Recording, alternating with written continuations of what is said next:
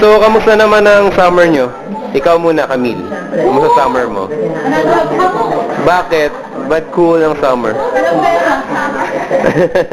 Ano bang unforgettable experience mo this summer? Nag-resign ka? Ano? Oo nga eh! Yay! Ba't di ka na nahiya sa camera? Yun nga. Okay. Nino? Ay, Camille. Hello. Anong wish mo para sa yung 25th birthday ba? 27th? Anong wish mo para naman magawa namin? Talaga sa kanya nakatutok eh. Ikaw naman, Bit. Ano naman kamusta na summer mo?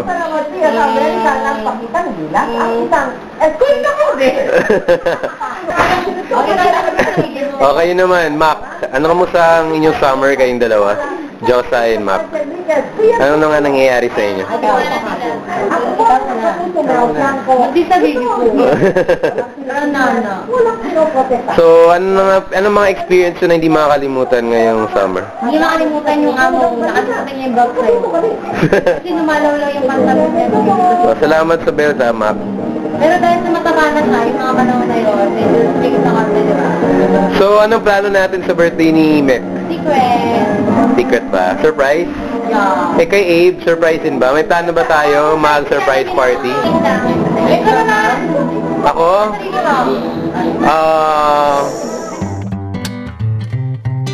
Ako? Kamusta summer ko? Wala akong malali. Oo, tama. The moment school ended last April, dumiretso na kami agad ng airport and we waited for 6 nights for an available flight to the US. Kaya lang, wala eh. So, dumiretso na lang kami Baguio after a day at doon na lang kami nagbakasyon for summer. Masaya pa rin naman. And pagbalik namin sa Cavite, biglaan, ginawa kaming wedding singers sa kasal ng friend namin, o diba? Kamusta naman? Talagang nung araw lang na yun kami nag-practice ng 2 love songs na hindi pa nga yata pang kasal. At yun, okay naman, pumyok. Nanood din kami ng 2 summer movies, Spider-Man 3 at Pirates of the Caribbean na mas maganda sa Spider-Man 3. And syempre yung Bacoor Summer Sports Fest 2007 kung saan wala kaming pinanalo. Pero okay lang naman, sports lang at happy pa rin. At oo nga pala, together with my org mates, nag-facilitate kami ng summer kindergarten program for the little kids this summer. Siyempre, wala naman silang ginagawa masyado at kami rin, kung pwede kami magturo, makatulong man lang.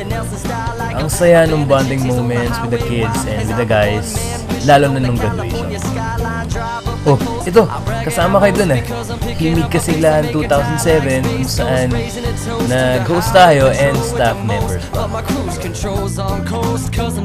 Yeah, oo. Yung 70th birthday ni Lola sa Nueva Ecija. Napaka-memorable nun at nakilala rin namin yung kamag-anak namin si Anthony Paterno. At syempre, ang di talaga mawawala pag summer, ang swimming. Ang sarap nun sa halfway resort. Kahit June na, tinuloy pa rin namin. Ang kulit ng barkada, talagang ka-amor talaga. At kung ano pinagagawa namin, videoke, kain, bonding before the school starts. Teka, familiar to ah. Oh, syempre naman, how can I forget the coolest thing I've done this summer? Start video vlogging at Cox Kudu.